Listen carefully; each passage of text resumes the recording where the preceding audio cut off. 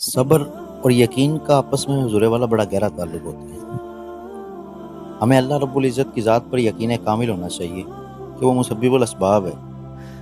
اللہ کسی اسباب کا محتاج نہیں ہے، اسباب اللہ کے محتاج ہیں۔ اگر وہ بغیر وسیلوں کے دینے پہ آئے نا تو ابن مریم حضرت عیسیٰ علیہ السلام کو بغیر باپ کے پیدا فرما سکتا ہے، وہ تو ہر چیز پہ قادر ہے۔ اصل میں ہمارا یقین وسیلوں پر زیادہ ہے حضور والا، اللہ پر کم ہے۔ جس دن اللہ کی ذات پر یقین ہو گیا نا، اس دن ہماری زندگی اور دنیا اور آخرت سنور جائے گی۔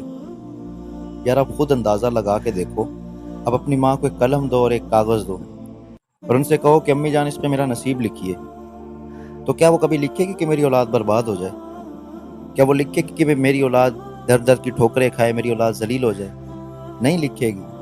تو یار جب ایک ماں اپنے اولاد کا اتنا برا نصیب نہیں لکھ سکتی تو وہ جو 70 ماؤں سے زیادہ پیار کرنے والا ہے، وہ کیسے جو 70 ماؤں سے زیادہ اپنے بندے سے محبت کرتا ہے، وہ کیسے کسی کا نصیب برا لکھے گا؟ ہاں وقتی طور پر آزمائش آ جاتی ہے، اس دوران ہمیں مایوس نہیں ہونا چاہیے، بلکہ یقین اور صبر کے ساتھ کام لینا چاہیے، اور ہماری زبان پر کاش کا لفظ بھی نہیں آنا چاہیے کہ یار کاش میں ایسا کر لیتا تو یہ نہ ہوتا۔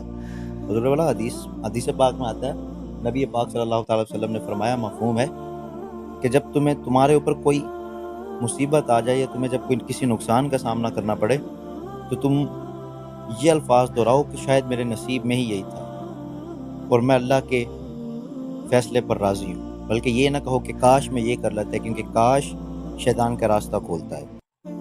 وہ رب بڑا مہربان ہے یار، وہ اپنے بندوں کو آزماتا ہے، وہ اپنے بندوں کو جان بوجھ کر دنیا سے رسوا کرواتا ہے، وہ جان بوجھ کر تمہیں ایسے شخص سے ملاتا ہے جو تمہیں دھوکہ دینے والے ہیں، تاکہ تم سب سے پوری دنیا سے مایوس ہو کر اس کے در پہ لوٹو۔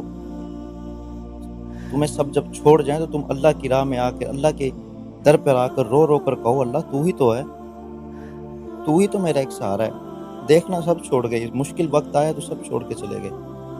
تو اللہ پاک فرماتا ہے، میرے بندے مایوس نہ ہو، اگر تجھے سب چھوڑ کر چلے گئے ہیں تو میں تو تیرے ساتھ ہوں نا۔ پھر آپ کی اپنے رب سے محبت بڑھنے لگتی ہے، پھر اس کی عبادات کرنے میں بھی آپ کو مزہ آتا ہے۔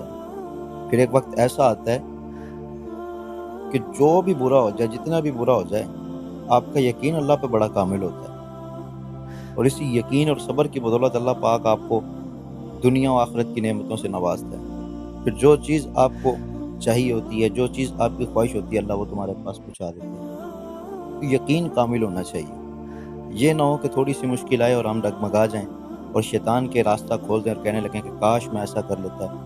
یقین رکھیے، اللہ پاک آپ کو وہاں سے دے گا جہاں سے آپ کو گمان بھی نہیں ہوگا۔ تو اس لیے یقین کا دامن، اللہ سے یقین کو مضبوط رکھیے، یقین بڑی چیز ہے۔ یقین ایسا ہونا چاہیے جیسا حضرت موسیٰ علیہ السلام کا تھا۔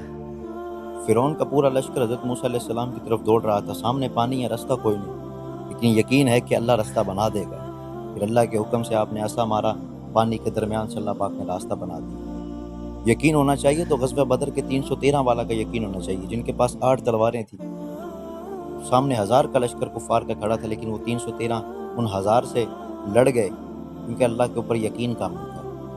اللہ کے اوپر یقین کر کے تو دیکھو یار، اللہ تمہیں ایسی جگہوں سے رزق عطا فرمائے گا، ایسی جگہوں سے تمہاری پریشانیوں کو حل فرمائے گا کہ تمہارا گمان بھی نہیں ہوگا کہ یار یہاں سے بھی مسئلہ حل ہو سکتا تھا۔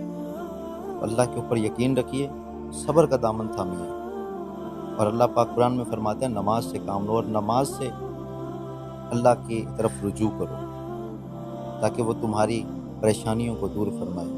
دعا ہے کہ اللہ پاک ہمیں اس پر عمل کرنے کی توفیق نصیب فرمائے۔